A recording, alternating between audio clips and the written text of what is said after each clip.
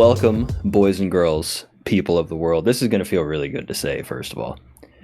Welcome to the Night Pitch with Justin Wick. I'm your host, Justin Wick. You have no clue how long I've actually wanted to say that. Here we go.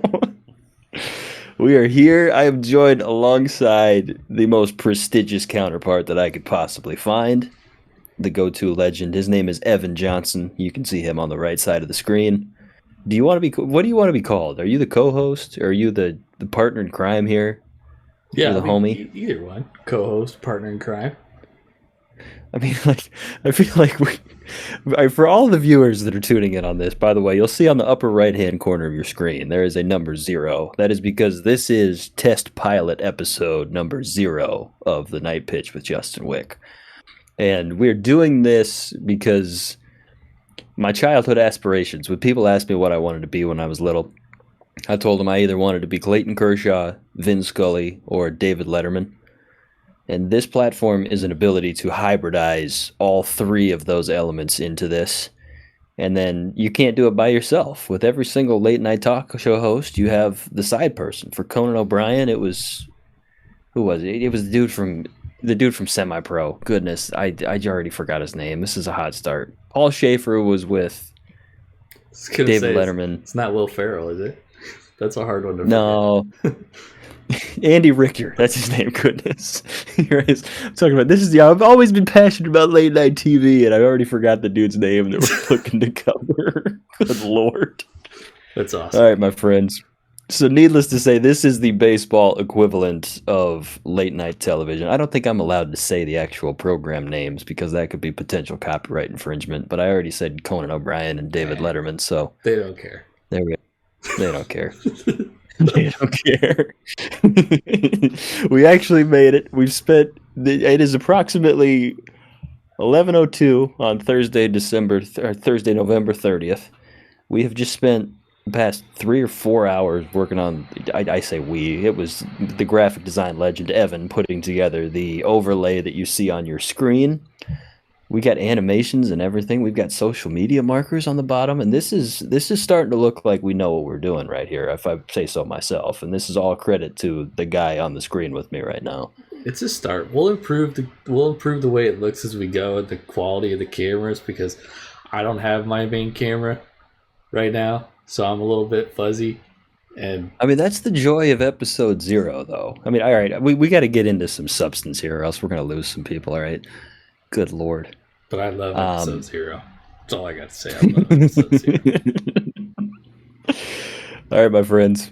So we need to introduce what it is that this show is about. So for those of you familiar, the Night Pitch is I would say long-standing, but it's about 2 years now going, series of different individual videos. We have the Night Pitch Power Minute. We have the Night Pitch Extended Cut. There's a YouTube collection of approximately 40 videos. Highly recommend. Go check it out. A lot of fun. This is the first video that has featured a second person and the origin story of the Night Pitch. And I probably need to tell all the people here just so they know what's going on. In December of 2020, sat down with a good friend of mine. His name's Sean Cashman. Shout out to Sean Cashman. It was his idea. He's saying, what is it that you want to accomplish? And he had me go over my life mission, talking about like everything that you have in life, you direct towards this mission that you've qualified for yourself. So after hashing this out multiple days, trying to come up with, I need a guiding force for what I want to accomplish professionally. And I narrowed it down to the sentence of, I want to cultivate ambition and enthusiasm in others through the game of baseball. And I felt like there was no better platform. The intro that you just saw, I filmed that literally 1 week after I created that mission statement right there. So here it is 2 years later. We're finally getting this damn thing off the ground. Very nice. I know, Evan, I feel like I just got really heartfelt and sappy right there. And now you're just like, oh, okay, right on. No, that's perfect. What's I was not trying why would you do it without passion? You know what I mean? You don't have That's passion true. for it. And I mean, honestly, I looked at it going, we've developed the resources to be able to put this together. I started this out with the ideals of this was going to be like a late night talk show, but we didn't have, I don't want to say the means to do it, but it was more easier to do it just as an independent type of project to create a degree of presence and then ultimately develop it into what you see on your screen. Like, this is really damn cool to see that we actually have graphics on the screen. We've got animations. We've got a second person that's willing to turn a microphone on for this and make it work. Oh, yeah. That's what we do, man. Yeah. So needless to say, this is the night pitch. This is meant to Evan, you mentioned this, talking about, like, this is the equivalent of if you get a bunch of dudes together that pitched the day before. They threw 3 innings the night before. Here it is. They wake up the next morning. They show up to the ballpark. They know there is no chance that they are going to step on the field to compete that day. And it's the 4th inning in the bullpen. And these are the conversations that are going to fly in the 4th inning in the bullpen. This is the night pitch. This is you sitting in the dugout or the bullpen with your homies, and you're not playing that day. You're just chatting about whatever. You're just hanging out, doing what you do. I mean, I was trying to. It's the perfect hybrid of. I mean, honestly, I was. It's like a minor league bus ride without the bus and without the ride. Yeah, I think that's the next best way that we can qualify it. Yeah, the ride's the worst part. The bus is awesome. The ride. The ride's the worst part. The bus this is like great. the most laid back. So, there's a lot of people that haven't ever really participated in those conversations, though. And this was something that I was thinking in the grand scheme of things. Like, there's some people that have no clue what this is like behind the scenes, and you get to expose the whole world to the good stuff. I mean, again, cultivating enthusiasm and ambition in others through the game of baseball. We're just going to say that's the mission statement of the night pitch right here. Yeah. Because that's what we do, man. And just to, I guess, expand on that too, it's the night pitch. I mean, we're not limited to the topic of baseball, but the thing you're primarily going to hear when you see this show or watch a show is going to be baseball related conversations. But I know that, I've known Wick since we've been in college, and we talk about numerous different topics, but mostly sports, a lot of music, and definitely a lot of baseball. That's right. There you go. It's just you're hanging with the homies, doing your thing right there.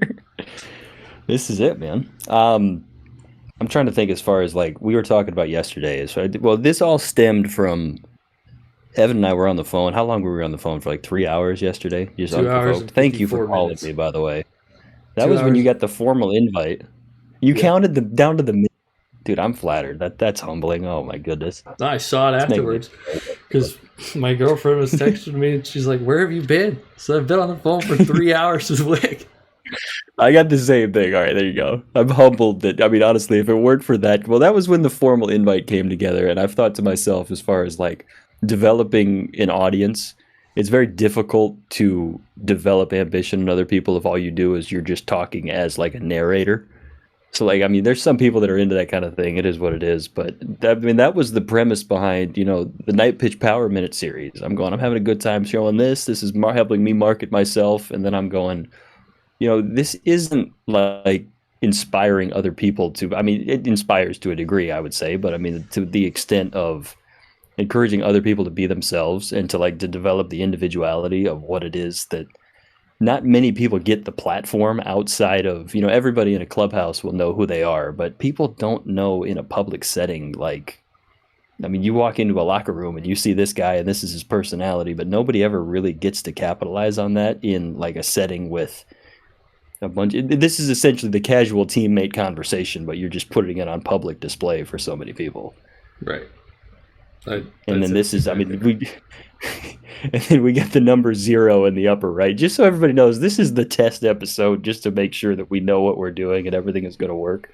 So this is about as unscripted as you're ever going to see this, but the intent is, moving forward, we're going to have all sorts of special guests joining the program. We're going to have players joining. We're going to have coaches. We're going to have front office representatives is the goal. We're going to have casual people that love the game, that grow the game. We're going to give them the opportunity to, certainly tell their story, but at the same time, just to get together and talk about good things. And we don't want them to feel like they got it. Yeah, go ahead. I will say this too: it's not just hoping that we're going to get those people. Justin and I have a big background in baseball. I played professional baseball. I've been playing for the last 4 years, 5 years. Justin, say your job title. My job title is I currently work for the Baltimore Orioles, manager of event operations. Previously worked for the Chicago Cubs. Before that, worked with Major League Baseball. Before that, played up until COVID. I like to tell myself I could have kept playing, but the writing was kind of on the wall at that point in time, especially when a pandemic hit. But I know I didn't even give you the opportunity to share who you are. Here it is. Yeah, I mean, we got the big time minor leaguer with the Mariners right now that's powering through, carving you're 14 months post Tommy John. Is that right? Yeah. Or no, you're a little bit further at that. You had it in the middle of the summer of 22. 22. End of the summer. I just forgot what year it is. Yeah. August. Welcome to the club, man. Yeah. There you go. For real. We got 2 scars on this show? Well, here's the thing is I tore it. Well, going into that season, we knew it was torn. Yeah. It was detached from the bone.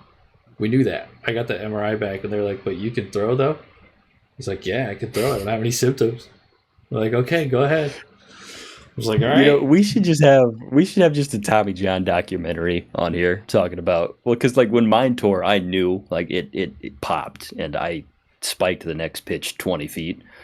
But looking back on it, I shouldn't have even thrown an additional pitch, but it didn't hurt at the time until I like got into layback in the following pitch, and I tore it in a bullpen too right before the season was starting. All sad. That's tough. We should have like a Tommy John feature on here. Just have that's kind of a horrifying thing, and I don't want to instill fear in people, but like the terror stories and the comeback side of things, like that's what it's about, man. Well, see, that's the completely different experience. I don't have any horror stories with it because I knew it was torn and I was just playing on it. And then eventually it was just like, okay, so should we get this fixed? I was like, yeah, sure. And then the day before surgery, the day before surgery, we were out there playing catch, and my rehab coordinator was looking the other way, and I was like, I think I could probably like throw without pain still. Like the day before I went in for an op. So I grabbed the ball, and while he wasn't looking, I chucked it as hard as I could at the fence. And I felt nothing, and I was like, how the hell am I getting surgery tomorrow? This is the most electric result that you could possibly. I'm trying to think of what I did. I was like, well, gee, I mean, I remember my arm hurt like hell. And I was in junior college, so I didn't have the resources that you had either. Like, I think I had to wait like a couple weeks to even get seen by. Yeah, for some reason, I was in Arizona at the Mayo Clinic, and for some reason, they couldn't get me in any sooner than 3 weeks after it tore. And I was like devastated. Well, and they had you, like when you go in for the MRI, they put, I don't know if many people know this. I know you do, of course, that, I mean, they'll inject some dye into your elbow just so it shows up, the contrast in the actual MRI. So they scheduled mine and they bring me into the hospital room and they're saying, all right, this is going to hurt a little bit, but we're going to give you a numbing shot first, and then we're going to give you the MRI fluid, or I think it was cadmium is the kind of thing that they used. Not that matters. That's an irrelevant context. Goodness. Now everybody knows, yeah, cadmium is what they put in my elbow, right on. But no, so I remember they gave me the numbing shot, and I'm thinking to myself, all right, this is not a big deal, but I was kind of like terrified of needles at the time. So then they bring out the next one, and I take a look at the needle of what it is, and I was just horrified, going, this is not going to end well. So I remember they put it in. Honestly, the hardest, like the most painful part of my entire rehab was probably the numbing shot for the MRI. And then I remember telling you this, and I didn't want to tell you because I didn't want you to feel bad. And you're like, yeah, it was in and out, and mine didn't hurt at all. And I was going, what the hell did they do to me? Yeah, you didn't tell me. And then afterwards you texted me and you said, hey, how was the shot? And I was like, what? I didn't really even, it didn't feel like anything. Dude, like I'm trying to figure out what they did. Was I operating on like a 1950s piece of equipment for this thing? Yeah. I was at the Mayo Clinic in Arizona. Like I was at literally one of the most competent medical campuses that you could be in. And so I don't mean to slander a very good hospital at that pace, but no, I remember thinking to myself as far as like this is part of, and you never really get versed in, you'll look at the ESPN bottom line and you'll see somebody needs Tommy John, and I mean it's devastating first of of all, because that's like a year that you don't get to be yourself anymore. But then realizing that like this is the MRI procedure. This is somebody's driving you to the hospital. This is your arms wrapped up in a cast for a good at least 10 days at that point. And like it's so easy to see how distant the reality can be for so many people, but at the same time like how present and real this can be. We should have a surgeon on here, honestly. Yeah, Dr. Wazlewski. Is that your guy? Yeah, that's the dude who did mine. Shout out to Dr. Don Sheridan in Scottsdale. Look at That's this. right. We're just hooking up all these Arizona surgeons right there, man. Mm-hmm. We could get Waz to come in, because I remember he was telling me, I don't know, maybe we could do an internal brace. Which if people don't know what an internal brace is, it's just a graft that kind of holds the original ligament back together, right? And then a full Tommy John would be grabbing another ligament and relacing in a figure eight, like through the bones. And he's, well, we could do an internal brace, and we decided to go with the regular one. And then when after the surgery, he goes, yeah, it's a good thing we did the regular one, because when I opened it up, it was bad. It's like, good Lord. I had 3 MRIs before that point. I was like, how did nobody not see this? Jeez. You're going, this is just a disaster. I got an MRI from an Iowa State doctor when I was here at home, and he got my elbow, and I remember the report just said, unremarkable right elbow. Nothing wrong. I got down to Arizona, and I was like, yeah, it's detached from the bone, but you're good, right? He's like, yeah, I'm good, I guess. Let's go. Did you just have a backpack fall off your desk or something? Was that what that was? Oh, my golf clubs fell down. Oh, you got your headphones in, so you couldn't even hear it. No, I just realized now it's gone off my screen. I was like, wait a second. I had to make sure you were good right there, man. Those golf clubs were courtesy of rehab. All that look extra at you. time. Oh, you just—that's your escape right there, man. Yeah. There you go. Had to do something. I'm trying to think. I read a book that was Jeff Passan with ESPN. Now he wrote the book title is called The Arm, and like the ARM, like body limb arm, and it's this huge like 300-page dive into Tommy John surgery, and he's talking about the different stories. It had Todd Coffey and Daniel Hudson, like their rehab stories. Like he interviewed them at length, talked to them all the time, and he put them in the book. And it was their second time around, so they needed Tommy John surgery a second time, and him and that entire pulse of book is around those dudes. And then finding out the stories, Todd Coffey tore his on the mound at Dodger Stadium, and then he still was able to find a way to. Apparently, while it was torn, he finished like 12 additional pitches on the mound. Like adrenaline was running so high that he continued to throw.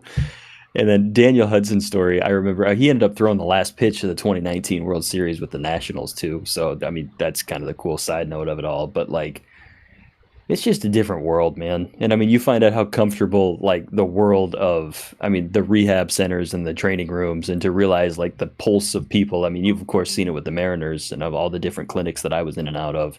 Like the amount of enthusiasm that those people have on a daily basis, as far as, you know, when you don't get to compete anymore and you realize that there are people that are dedicated to getting you back on your feet too. Like that's what we need to show some love to the rehab coordinators that are keeping this pulse together, man. Oh, yeah. The whole time I was at rehab, it was honestly, hot take, rehab was a great experience. I at no point was upset really about the whole situation, except for maybe a few times. But I got to work on my body. I got to meet new people. I got to build more relationships. I got to live in a new area. I got to develop new hobbies. I mean, going in, having the perspective of like, okay, this is going to be a constructive thing for my career, was helpful. Versus like, oh God, I don't get a pitch anymore. It's like, well, you're going to get to pitch when you're done. Yeah, that's true. So, well, and honestly too, like the comfort that comes out of realizing that, I mean, I've thought before, if I didn't have that surgery, like especially where I am now, as far as, I mean, you never really know the immediate.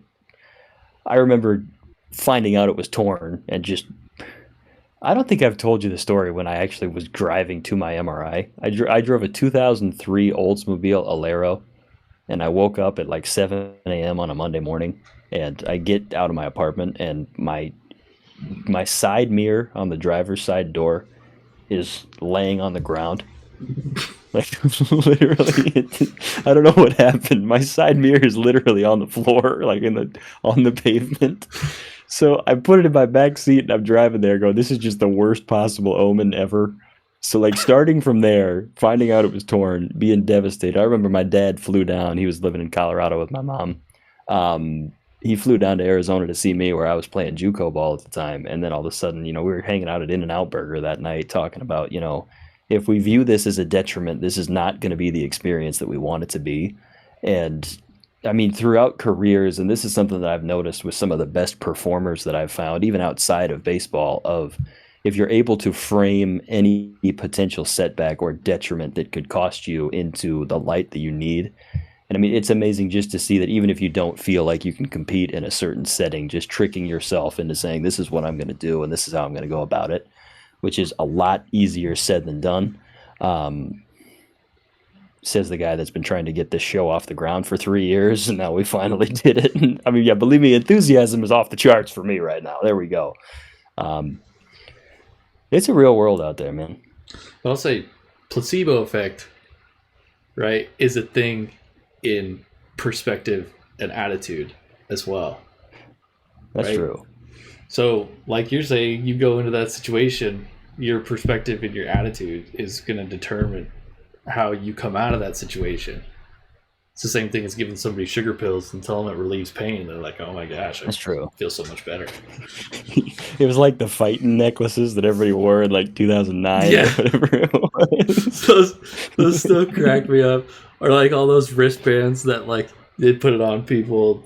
It's like, oh my gosh, I can balance on one foot now.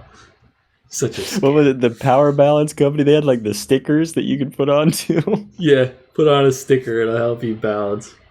Oh, good grief, man. And it's amazing too, like the superstition side. And I mean, I guess for all intents and purposes, for anybody that's maybe casually tuning in, of course, Evan's still playing very long at this point, minor league career that's taken him to some cool places. My like competitive days came to an end in about 2020, and then of course working with different clubs in the league office and a handful of different positions from there. Like it's amazing to see the superstition that I am still holding. Like I mean, I always thought like from a competitive standpoint, just leaving nothing to chance of, you have your routine and you fall very much into this, and then I realized like I remember thinking to myself, I don't have to do this stuff anymore, and I still do it. I mean, I'm not wearing the fighting necklace, of course. I did have one when I was in 7th grade. I thought I was the coolest dude ever. And then my mom washed it. I had the white one. My mom washed it, and I was so scared that it was going to lose, like, its whatever titanium action in it in the washing machine. Lose its velocity. Like, just such a disaster.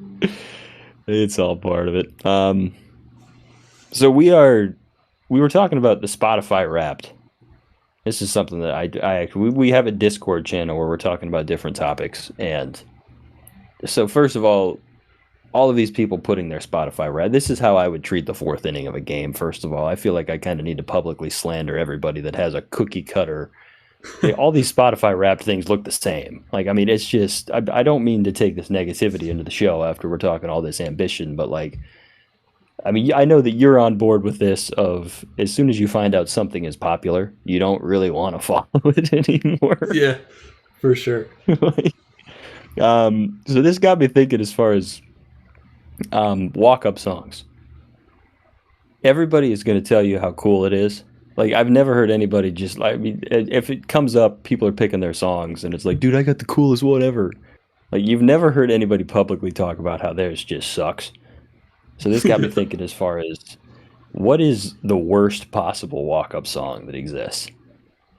And I'm not talking like something obscure that nobody knows. I'm talking like Basketball by Lil Bow Wow or something.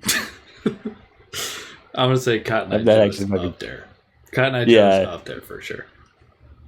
Could you imagine somebody walking out to Cotton Eye Joe? I hear that in the ballpark by itself, and I'm like, why are we playing this song?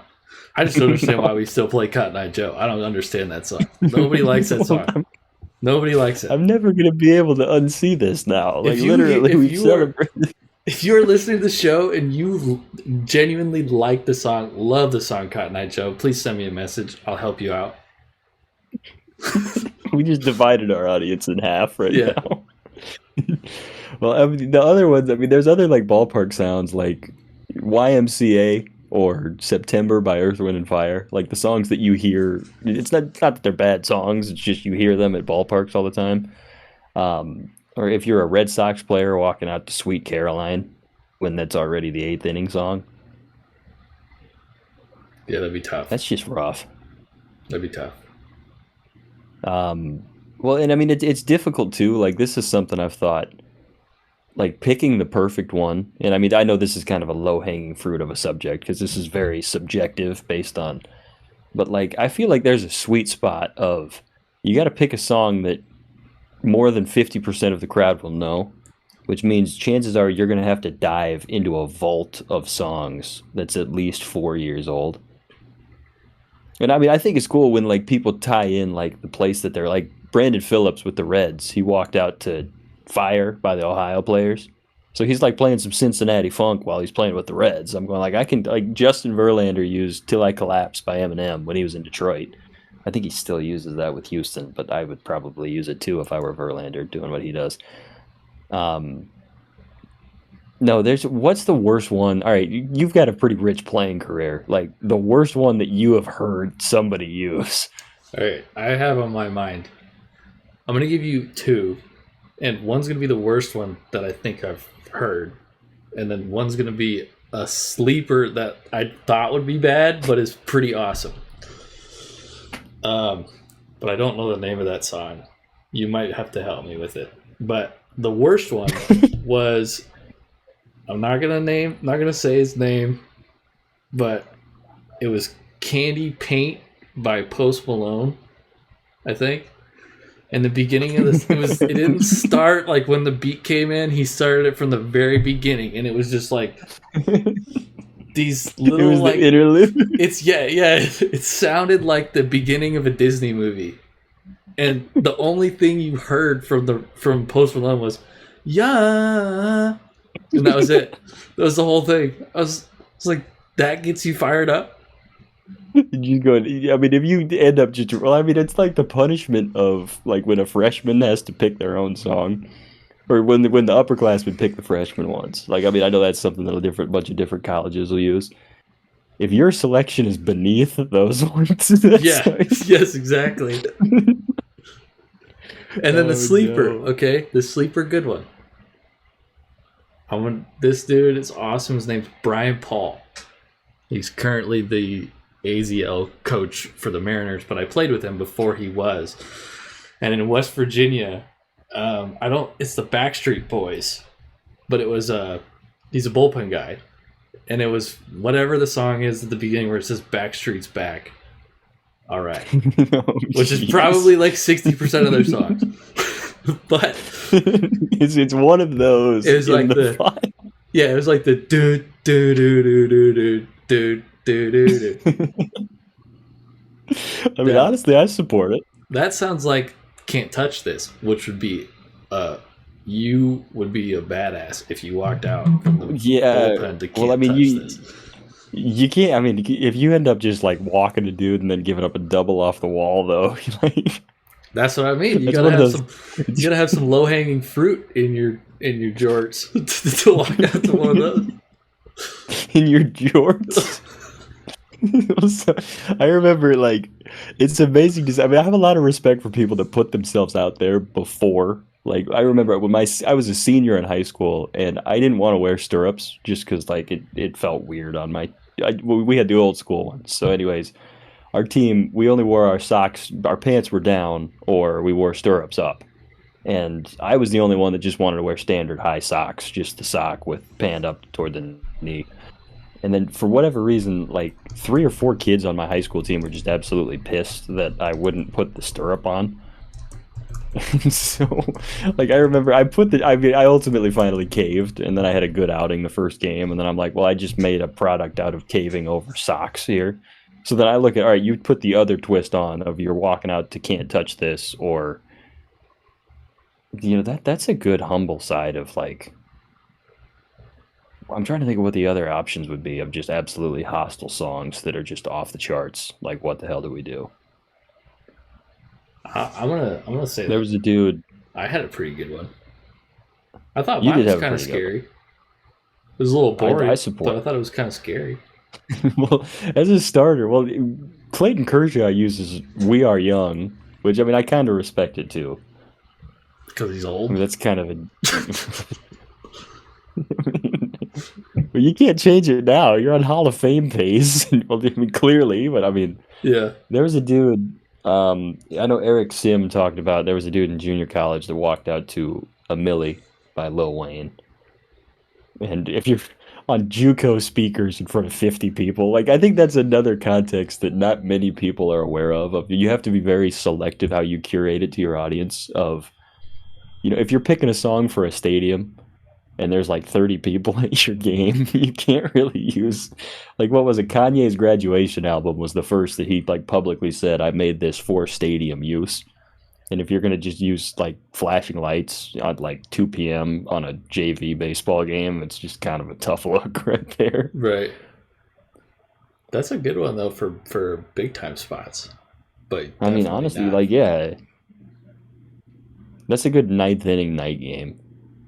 Well, Yeah. another tough one too is like when a closer gets demoted to like a setup man, and they've got like their intense closer song, and then they just roll it into like the seventh inning, and you're just like, oh, I had this when I was in West Virginia. We had this 3-hole hitter, and his name was Matt Sanders. And Matt Sanders was, I'm going to be generous and say he was probably 5'4". we're not here to slander people. So, Oh no. no, Matt Sanders was short. That's the point, right? And it's Yeah. okay, Matt. I love you, Matt. But every time we would go to opposing stadiums, they would always play a walkout for him. That was something to do with like being short. And Oh yeah. they all went with Alan Jackson's Little Bitty every Yeah, single time. that's a good one. I mean, it was either going to be "I Wish" by Skilo or Alan Jackson. Yeah, there you go. Yeah, I wish was another one too. That one's probably more common than Little Bitty.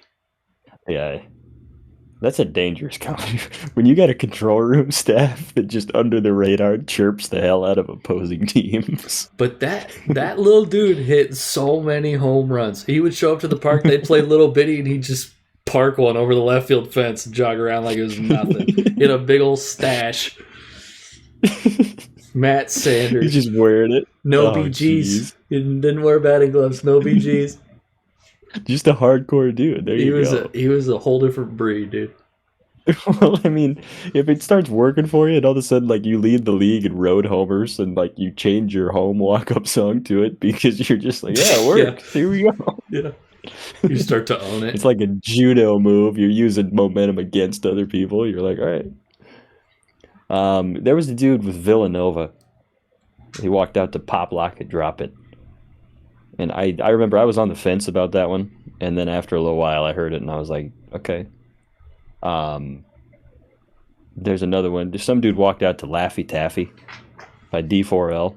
And that was a freshman that had his song selected by him, by the upperclassmen. I came to it was like the Sunday of a series in college, and I came to find out that yeah, this was a freshman selected song. Like here we go. Honestly, that's a pretty good one. I'd be pumped at that. I was gonna list if say, I got that one. like I'm sitting here going, what favors did you do to people to make this work? No, honestly, that's one of my favorites of all time. Like, I mean, that was again, you put it in the vault of you let 5 or 10 years go by, and everybody knows it, everybody remembers it. It's like, yeah, we're gonna support this. That's lucky right there. They Good didn't for get him. Barbie Girl. They didn't get Yeah. anything else. Barbie Girl is the classic one that they always put on there, for sure.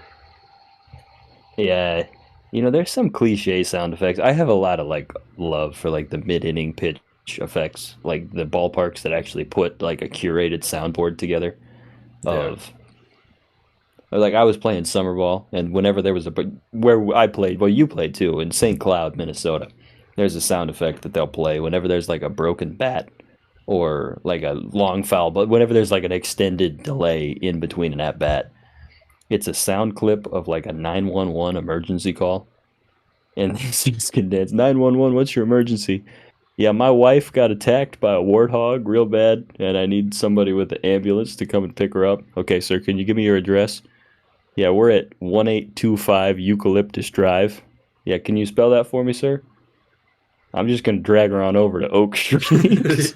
Where was that at? Was that in St. Cloud? This was in St. Cloud. They played it. Yeah, Well, I I was remember there. that.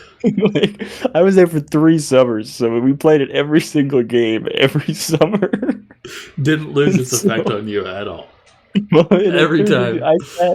I sat on the step of the dugout, kind of in front of people. That was my spot, whatever. And anytime the sound would come together, like half the team would whip their eyes over to me as I'm just already laughing as soon as it starts. Like, it happened so seldom, but when it did happen, it was just like, yeah, once a game.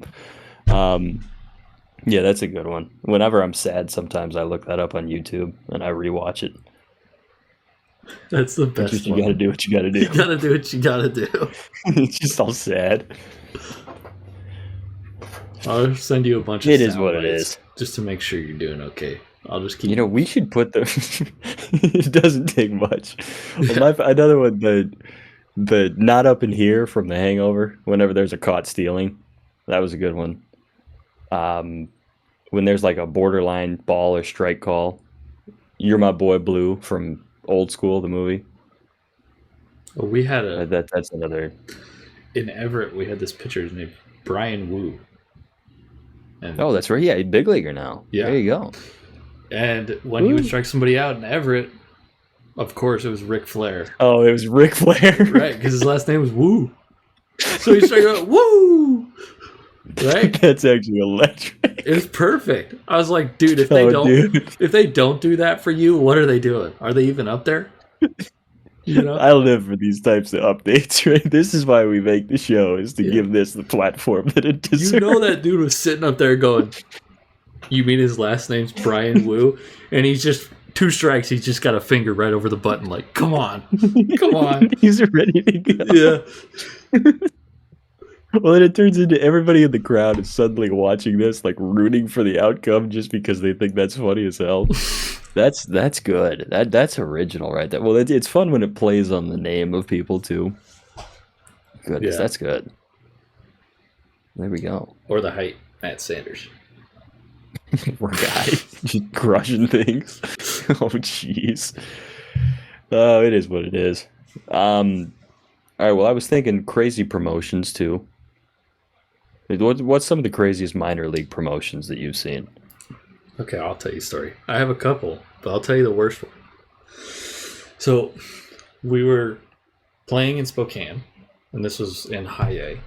And in AAA, one of the catchers was supposed to go up to the big leagues because somebody got hurt, and one of the catchers was supposed to go up. Well, they needed a catcher for AAA, right? So they brought the one from AA, and then they needed a catcher for AA, Yeah. so they brought the one from High A. Well, so High A called a catcher from rookie ball. His name was Freddie. And Freddie got to Spokane, where we were in High A, in like right before the first inning. Like he got there like right before the game started.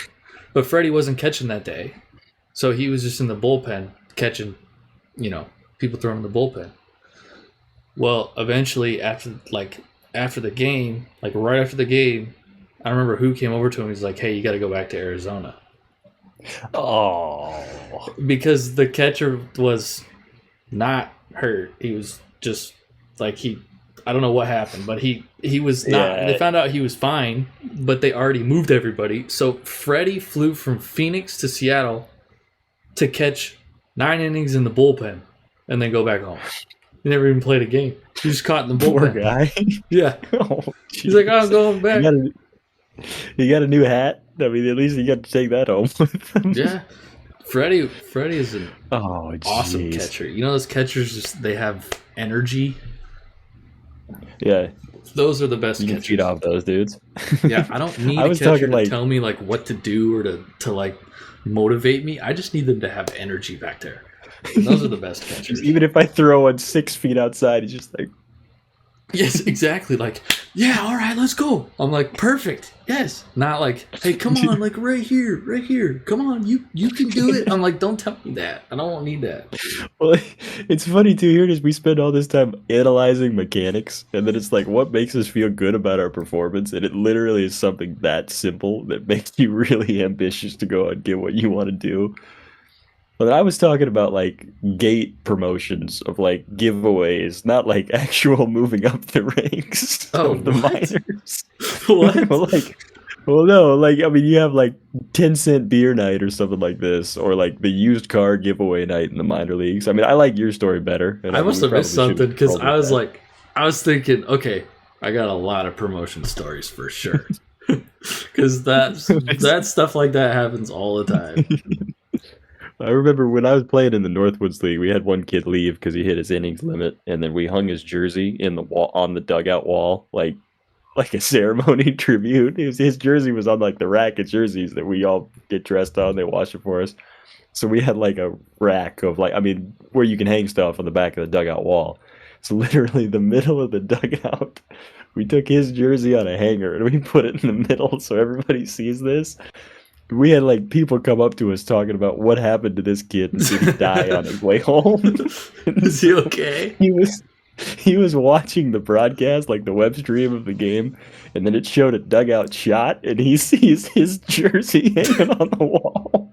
So, like our broadcast team is talking about, like making sure great part of the like they were avoiding the subject because they didn't know what happened, and it was just we just showed him some love. We just missed the guy. We just put him It's on the hilarious. wall. You should have strung him on and been like, what happened to him? I don't know. He's just not here. He was a good dude, so I didn't want to slander him at all. Tyson Eaton. Shout out to Tyson at Grand Canyon University. GCU. He threw a lot harder than I did. The antelopes, right? The Lopes. There The you go. lopes. Are they just the lopes or are they the antelopes? There's lopes the slang. I think they're the Lopes. I'm going to do a little professional fact check. I'll get back to you. This is the next level facts that we need as we're Googling this. I have your screen share still showing up. Oh, they are the antelope. They Okay, are good. the antelopes. Yeah. Now that we got that covered, we're good to So go now for the that rest we're of in the the time. clear, good grief. This is it. Now that everybody knows that they actually learned something while they were tuning in. Well, and it's funny, like, I mean, all the night pitch videos that I put together, I mean, meant to be informative based. So, I mean, anybody that's seen my voice on there, it's like very intellectual type of capacity. And now, like, this is just the hard left. But, like, I'm trying to convince people this is the way the show was always supposed to be. I remember I put together a test episode where this was before we had the resources to know what we were doing. Like the first ever test episode of the night pitch was me on the patio at my mom and dad's house, and I had an iPad, my cell phone, and my mom's cell phone, each on a tripod with like one clip-on string microphone. And like I was trying to test all of this. I like recorded it. I had my whale, my little light up whale, which died mid-episode. This is why it's episode 0, so we can test these things out. But literally, it was me in one chair, and then this whale was sitting in another one. We got to get you a ring light, dude. We got to get you a Changes ring light. color. There we go. This guy's awesome, though. I'm going to go ahead and just spend the no money that I have and get you a ring light. No, goodness. Here we are in the broke land of professional baseball. Well, no, I mean, that was what it was, the basis behind all of this. And now, like, it's the most invigorating thing to realize that we actually have the presence to put this together.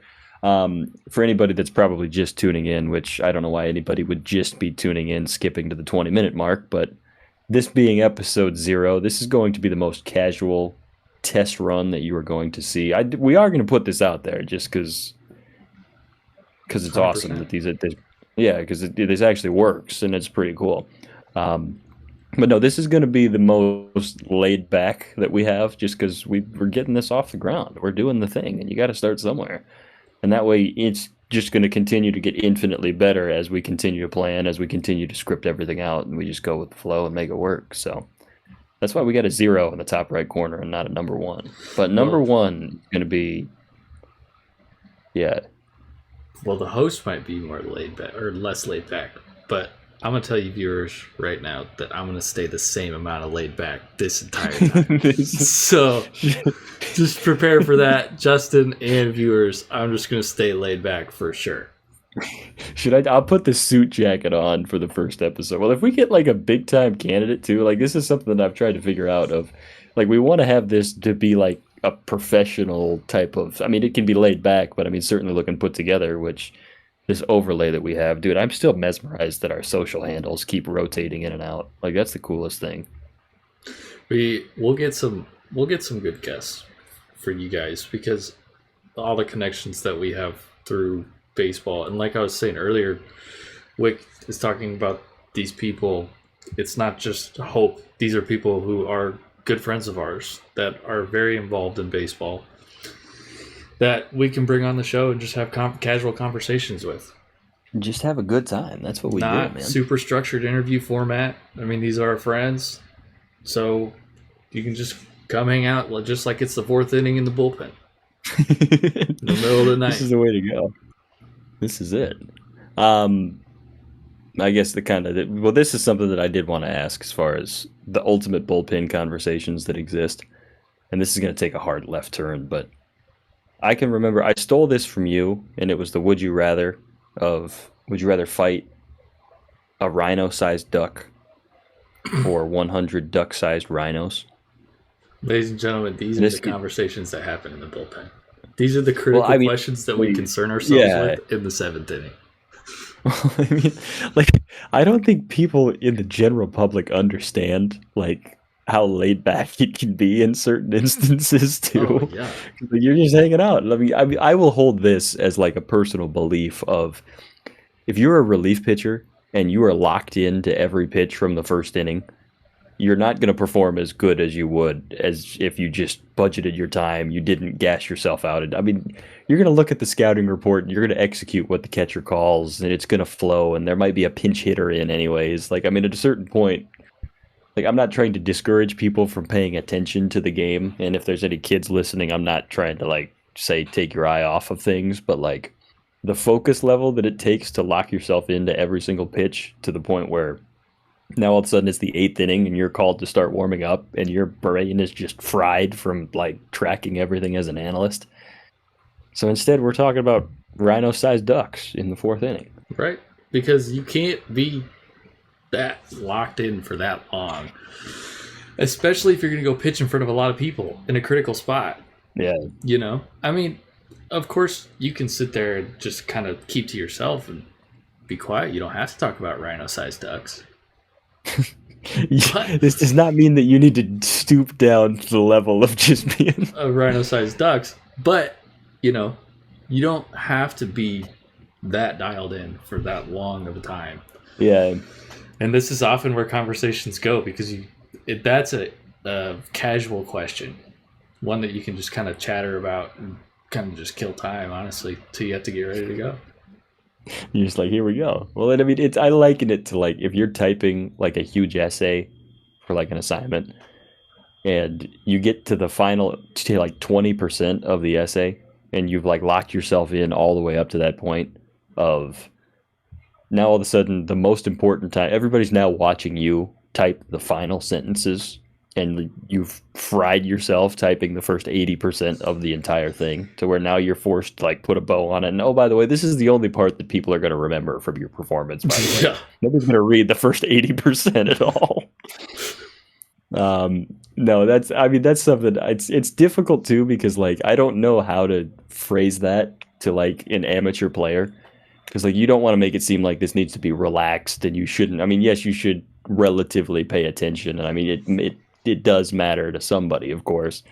And of course, you don't want to like slander your starting pitcher that's out there working like a dog for 7 innings as you're just talking about rhino-sized ducks. Like, you know, you don't want to be the negative teammate on the other side of things. And that's something like the cultural balance of knowing how to realistically handle yourself. Like the quote from Bull Durham that Annie says of, "The world was made for those that aren't cursed with self-awareness."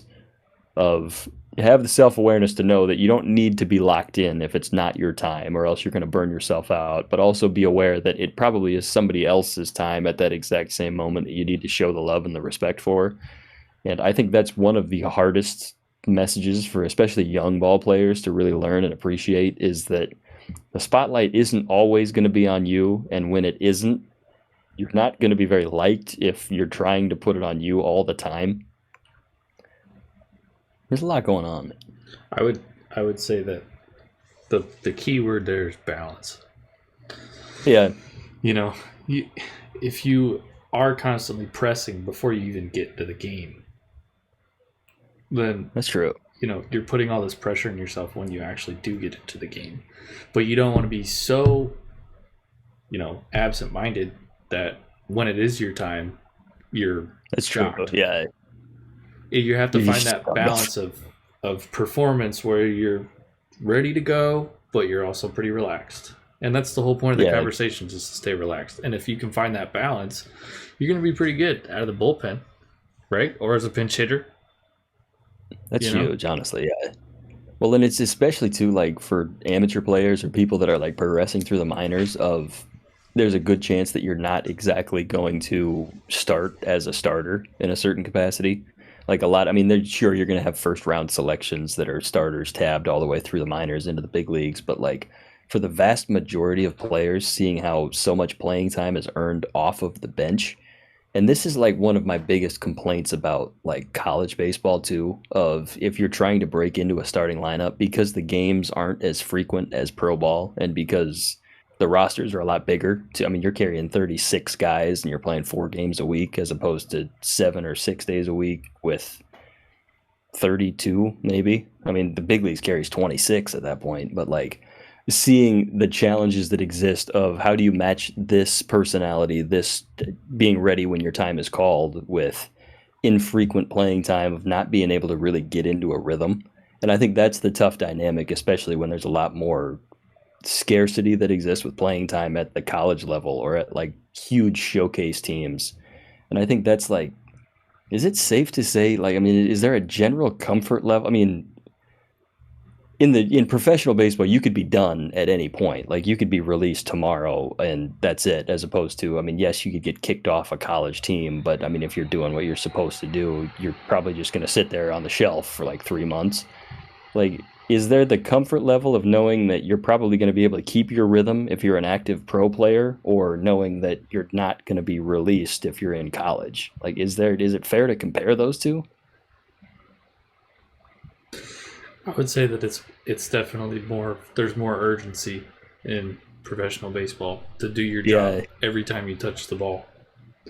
Whereas that's like true. College is more like, hey, we're teaching you, you have, like, we're working with you to help you figure this out, and unless you do something stupid, like off the field, or stupid on the field, but if you do something stupid, then you're probably gonna get, you can get kicked off. But the only time that they would let you go for performance related stuff would be if you're really, really below the bar.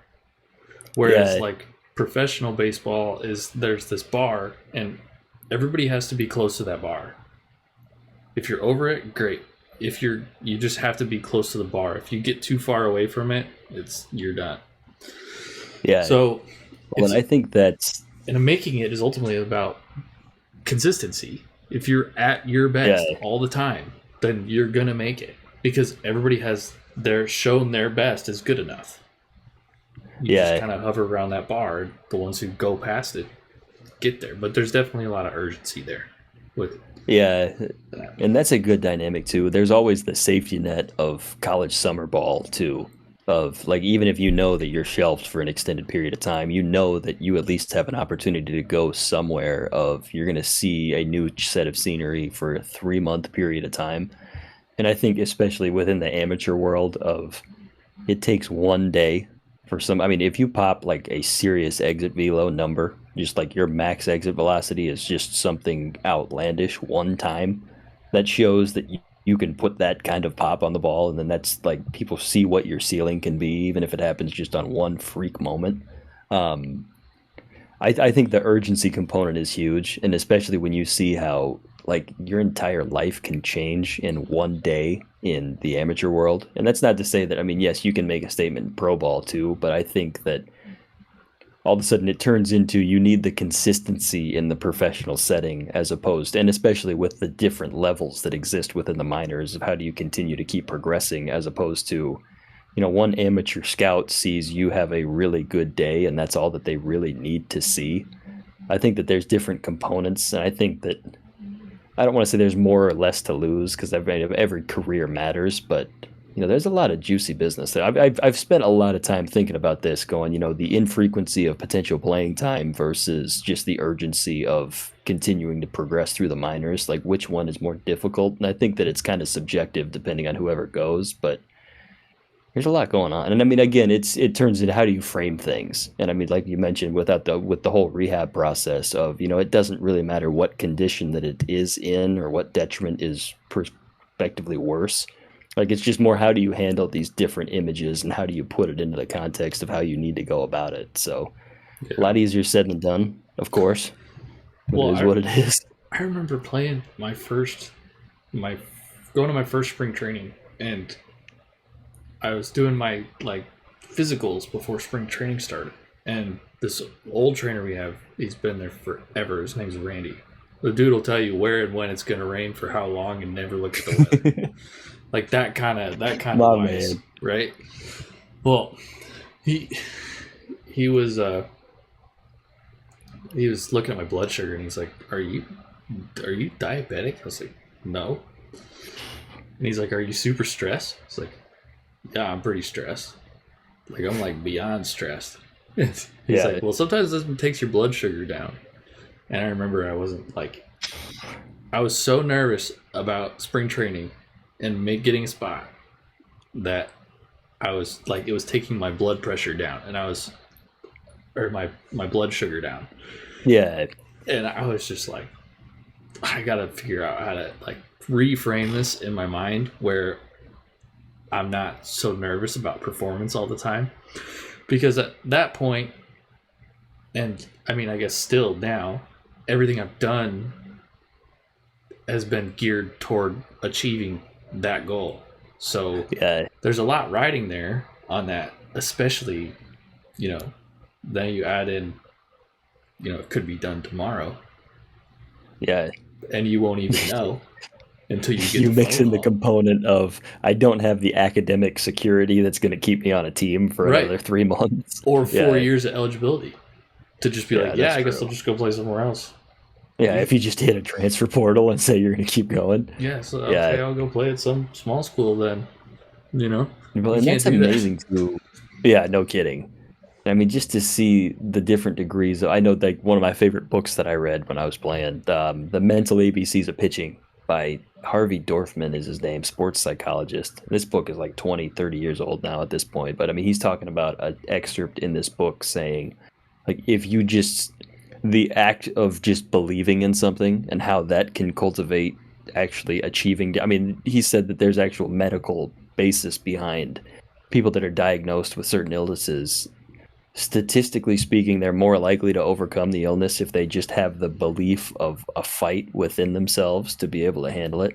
Like, I mean, the way that the subconscious mind can actually address certain things of just, if you feel like you're giving in to a certain capacity, there's actual biological markers. Like, I mean, like you mentioned with blood sugar, as far as how simple something like that could potentially be a detriment to performance just because of how you're framing certain things in your mind.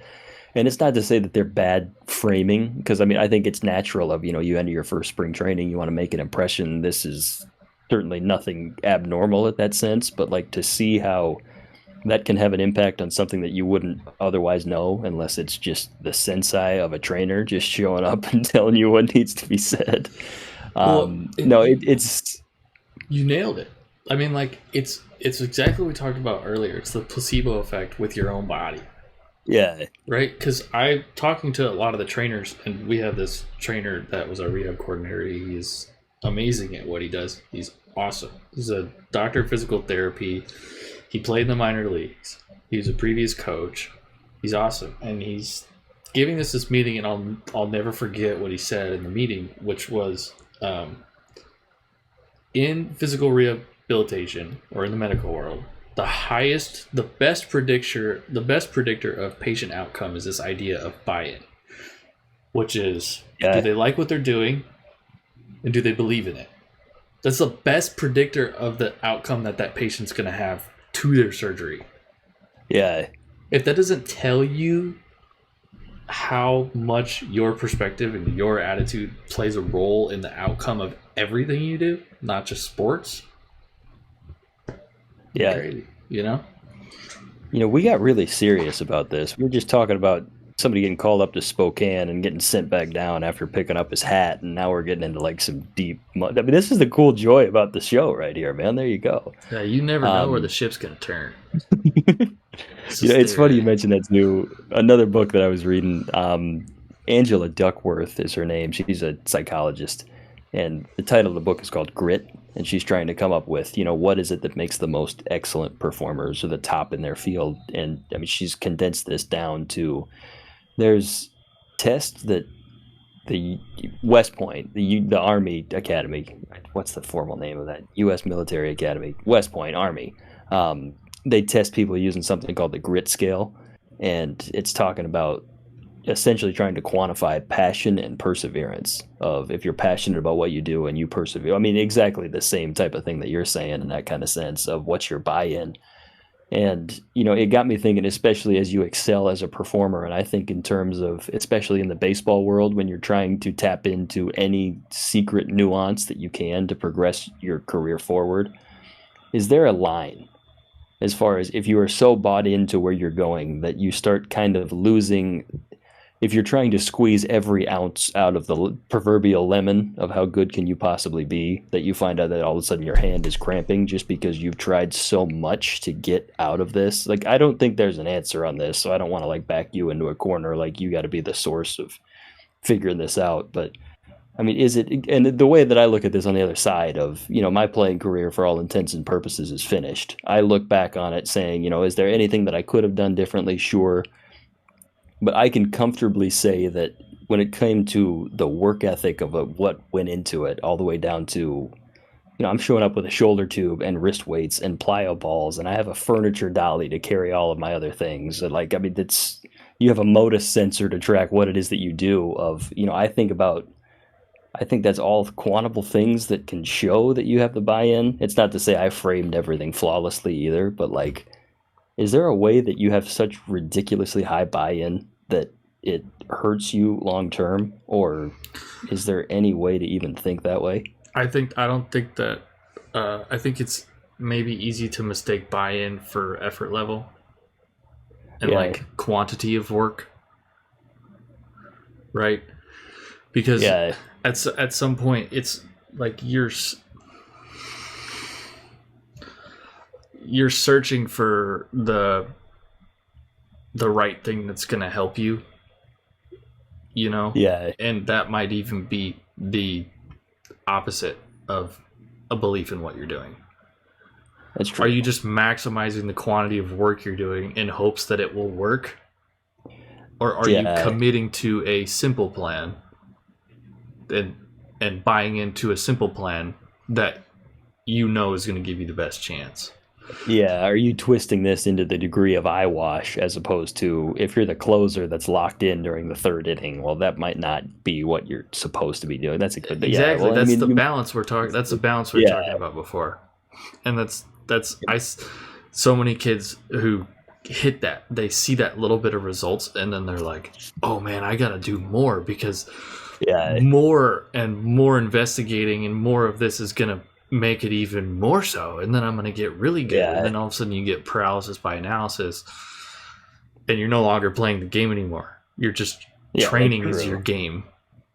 It's turned into just, I mean, that's when it turns into the job too. Well, I mean, that's interesting too, because I'm always like fascinated to see players, like, especially if you watch kids walk into stadiums and like they're fascinated about just the concept of batting practice and just seeing baseballs flying.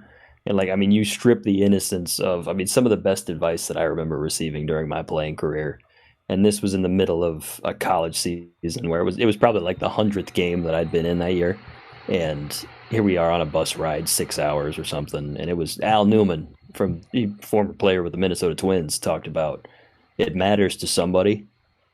And here it is, like you're beat tired. You're going, this is just, we've been stuck on this. My legs are cramping without even doing anything right now. And he says it matters to somebody. I mean, I think that so much of this, when you're looking internally for the buy-in and you're trying to frame things, like, I mean, I know from my own perspective and something that I've tried to take into the professional world as a staff member, enhancing experience for other people, is that it's so much easier when you have somebody else to lean on, whether that be, you realize the capacity that you have as a high level player of you could walk up to an intern or a concessions worker or a cleaning person and you could instantly make their day no matter how good or bad your performance was that day.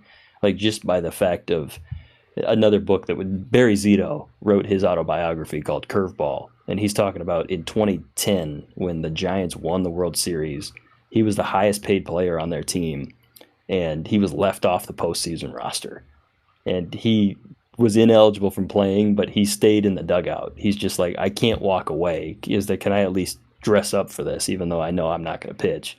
And he talks about this at length, saying the impact that he was able to have on fans just by, people knew that he wasn't performing the way that he did, but when he realized that he could shake somebody's hand and still elevate them to a level, even if he wasn't doing what he needed to do.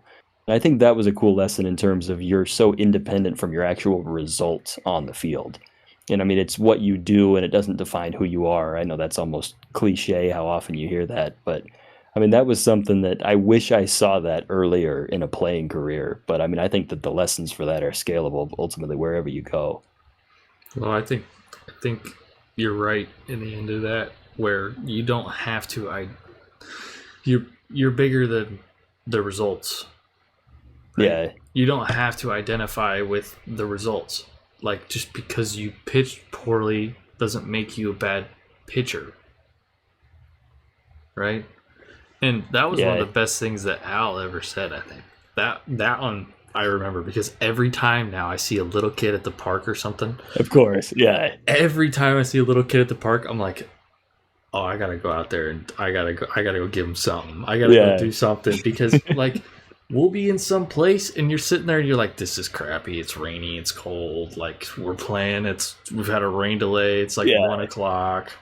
Maybe not 1 o'clock, but pretty late. And there's some little kid running around in the jersey and he's like super pumped to be there. And I'm like, why isn't that me right now? I'm the one on the field. Yeah.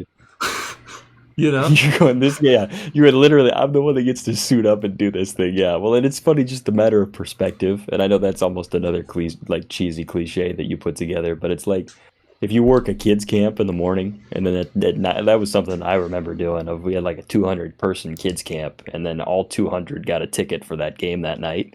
And then they showed up, and they're like through the roof. And that was probably my best pregame warm-up that I ever had.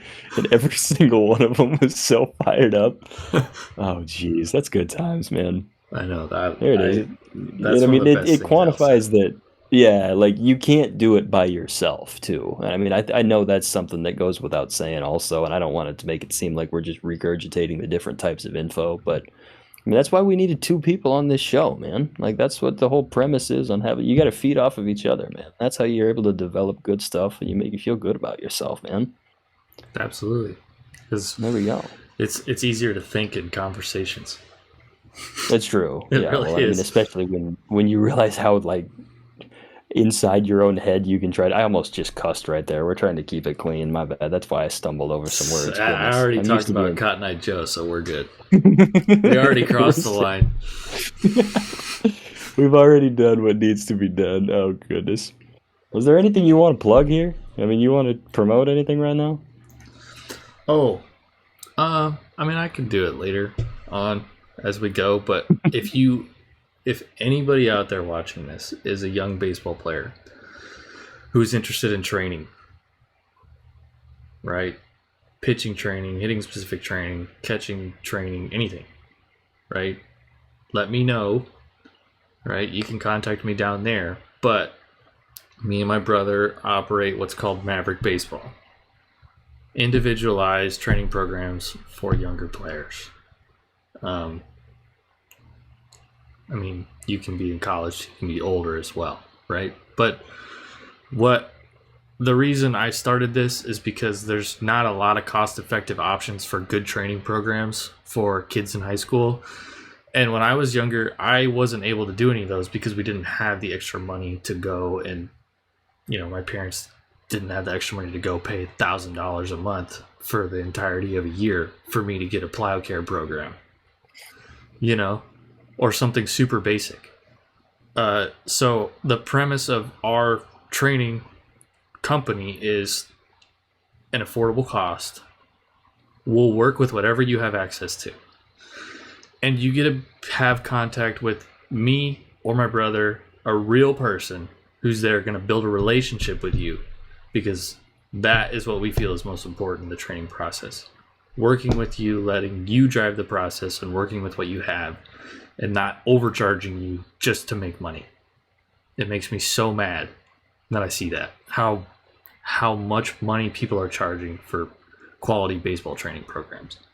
And some kids who could build skill and go to college and get school paid for and meet friends and be a part of a baseball sort of fraternity in college and meet friends and build connections just like I did with Wick. I mean, you shouldn't have to pay tons of money to get informational advantages. That information should be shared with you for a reasonable price. Also, that's spot on. And that's funny you mentioned that too. I mean, that's a big topic that I'm sure we'll touch on this multiple times throughout future episodes, but talking about how exclusive, especially the amateur ranks of baseball can be, of, when you recognize that you can't substitute good training elements, but you can certainly try to find a way to make it more accessible to a lot more people too. And that's probably like my biggest frustration with the game right now, is seeing how financially exclusive. I mean, the equipment costs to begin with are already through the roof, and then finding out how to operate them the right way with training is just it's a different animal. And I feel like it's challenging to see, especially when people are otherwise getting pushed out of the activity just because they might not have the resources for it. And I mean, I think about, there could be somebody out there that could be a world-class, call it like a musician, but if they never have the means to play the instrument that they could be world-class in, that would never exist at that point. So very cool to be on that. I'm glad that we took a more serious approach to the second half of this episode as opposed to rolling right into that part. Yeah. It's the beauty to have both, though, Yeah, that's what it's about, man. That's what we're here to plug right there. Very nice. Go ahead and check that out. I mean, you'll see all the social channels on that bottom right corner. Oh, I'm pointing to the wrong side. Mine is mirrored. There you go. We spent all that time, but you spent all that time putting in these overlays of all this rotating graphic action that I want to make sure that we show that off as much as we can. For as far as anything that I want to show, and we'll wrap this up here in a minute. First of all, thank you all for tuning in on this. Very cool that we actually get to put some personality behind this show right here. On YouTube, we have an archive of about 40 videos at this point, and it's Justin Wick's The Night Pitch is what it's listed on. We have our Power Minutes, which always cool to stay educated on some cool details of what that exists. We've got the recent ones that came out talking about the history of Major League Baseball postseason. We've got other elements talking about, different statistical analysis, different significant news topics. It's not so much an informative type of news outlet, but more of, if you're looking to educate yourself on the game and the nuance of other elements that go on, a lot of fun with it, man. So, you're not going to see Evan's face on the ones previously, but you will definitely see him on a significant amount moving forward, because we got to keep the pulse of this show alive right there. But it's always a pleasure right there, man. So here we go. Episode 0. I'll tell you, it's going to be a lot more formal on my end, putting it like we're going to script this out. We're going to keep this thing rolling. We've spent probably the last 4 hours just figuring out how to set this thing up to begin with. And it's absolutely satisfying as hell to know that we can actually do this with the equipment that we have. We're going to fix the lighting. Now, that's one thing. As far as, is there one thing that we wanted to discuss about how to adjust the format? Because my whale died. I know I've shown this guy off earlier. It's weird. I push the button and it's on. Like 10 seconds later, it's off. Hey, so lighting is going to be there. Hey, if anybody's watching this, just let's start a foundation for Justin Wick. Good Lord. Camera light. I will spend the $10 to do what needs to be done. Dude want to wail at Dave & Buster's and is like, yep, podcast light. Dude, I saw this at Home Depot, and then my brother bought it for me for Christmas. So I was like, this is awesome. Oh, Well, no, that's so I mean, special. this was, I mean, very much, yeah. I mean, this episode was designed to work the kinks out. So, I mean, as we continue to progress on this, we'll put this out there.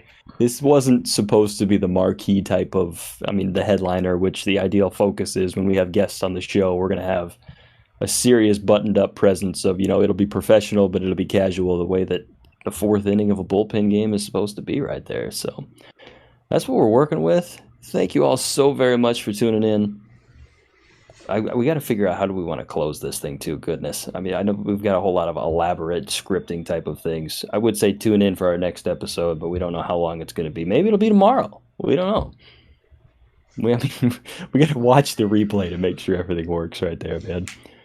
But this has been an unbelievable load of fun. We're going to have end credits rolling here in a minute, very similar to the previous sections that you've seen. This is episode 0. This is the starting point. We're going to begin with the end in mind of seeing how far we can possibly take this thing. So, with that being said, joined alongside the absolute royalty, Evan, we did it, man. We did it. Thanks, guys. All right, my friends. My name is Justin Wick. This is The Night Pitch with Justin Wick. Thank you very much for tuning in. See you guys next time.